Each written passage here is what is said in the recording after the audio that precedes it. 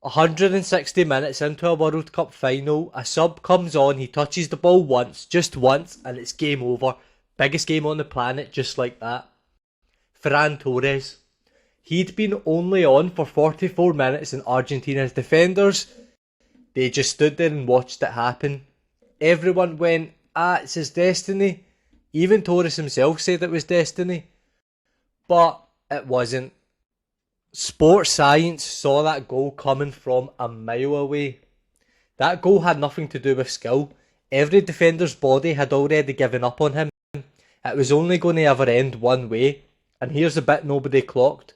Spain planned this before kickoff. The plan wasn't on the pitch, it was sat on the bench. And I'll show you exactly when they set it. So forget the ball for a second, watch the legs.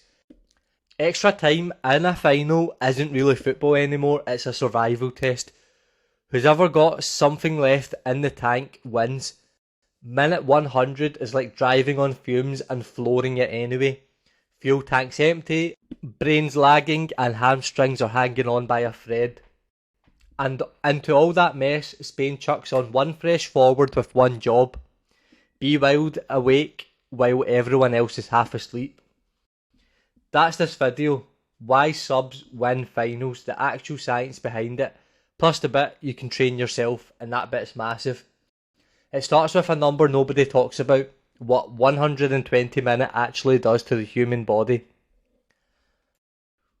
Top pros run 10, maybe 13 kilometres a game. Extra time pushes that past 14, but honestly, distance isn't the scary number. The scary one's fuel. Muscle runs on glycogen. Think about a phone battery, and like your phone, it does not care that you're in a World Cup final when it hits 1%. The extra time studies are brutal. Glycogen drops so low that sprinting, passing, even thinking, all of it falls off a cliff dramatically. Reactions slow down, easy passes go missing, and a couple of centimetres becomes the difference between a block and picking the ball out of your net.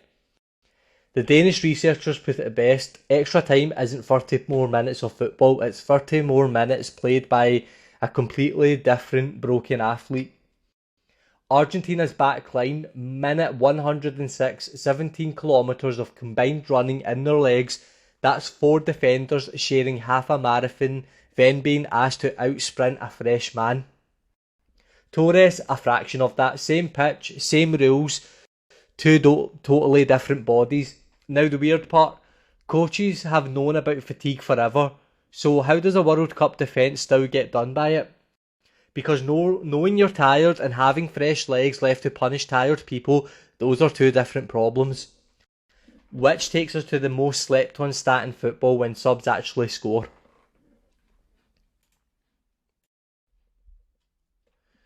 Subs don't score whenever. Look at the tournament data, their goals bunch up stupidly fast after they come on. Peak time for a sub to score, about 2 minutes after stepping on. 2 minutes.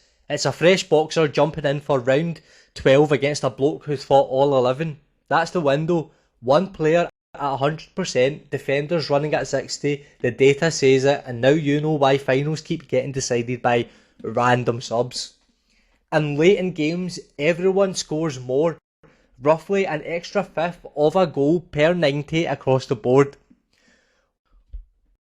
Wharton, a proper Ivy League university, studied substitution timing. Their verdict was coaches basically all wait too long.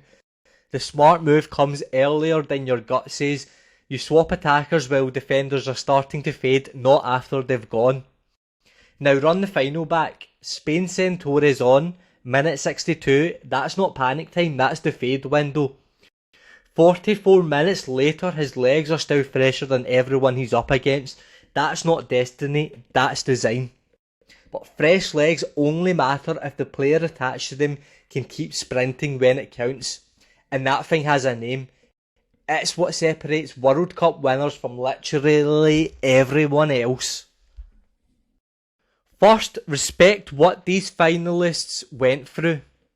8 games in under 6 weeks, longest World Cup ever staged. The fixture pile-up studies are clear. Under 4 days between games and your sprint quality and hamstring strength both take a proper hit. Stack 8 games, the travel, 30-degree heat, every starter walks into the final already facing a deficit.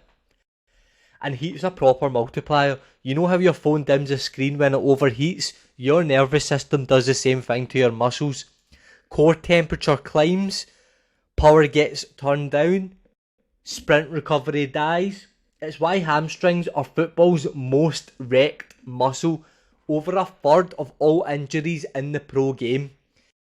A hamstring's an elastic band. Stretch a fresh one fast, fine. Stretch a tired, overworked one at full speed, and guess what? It snaps. And it snaps in one exact moment. A flat out sprint on a knackered leg.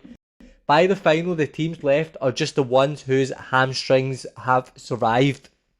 Attrition is the real group stage. Spain's edge wasn't 11 great starters, it was a bench so deep you could barely tell it from the first team. When your 15th man sprints like your 5th, you get to spend fresh legs like cash and extra time. So what were those fresh legs actually buying? One trainable thing, let's give it a name. Repeat sprint ability, hitting near top speed again and again with barely any rest in between. Here's a stat that rewires how you watch football. Out of 10 to 13 kilometres a game, less than 1 kilometre is actually sprinting.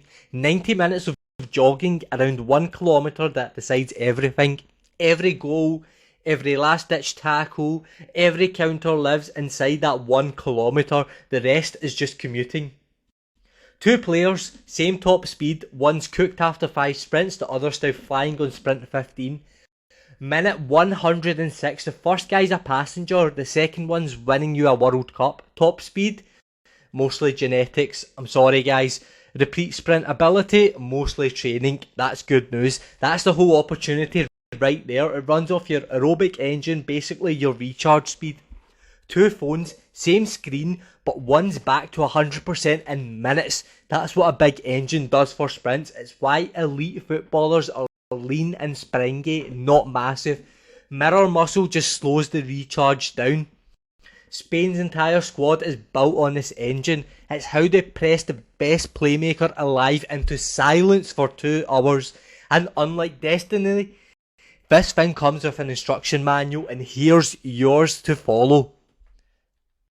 The protocol's almost embarrassingly easy. 6 to 10 all-out sprints, 20 to 30 metres, walk back and go again.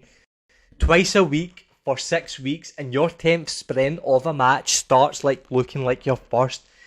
Then bulletproof the hamstrings doing all that work. Doing Nordic curls, 2 sets, twice a week. Teams that run programs built on that exercise cut hamstring injuries by up to a half. And that's the finals real secret. Fitness you can repeat beats brilliance you can't. Torres gets remembered for one touch, but that touch was bought by an engine built over years and spent at the perfect minute. Spain were planning for minute 106 before the anthems finished. Argentina planned for 90, same as chess, the winners thinking 5 moves past where the loser stopped. That's the margin at the top, not talent, just the science of who's still sprinting and when it actually matters.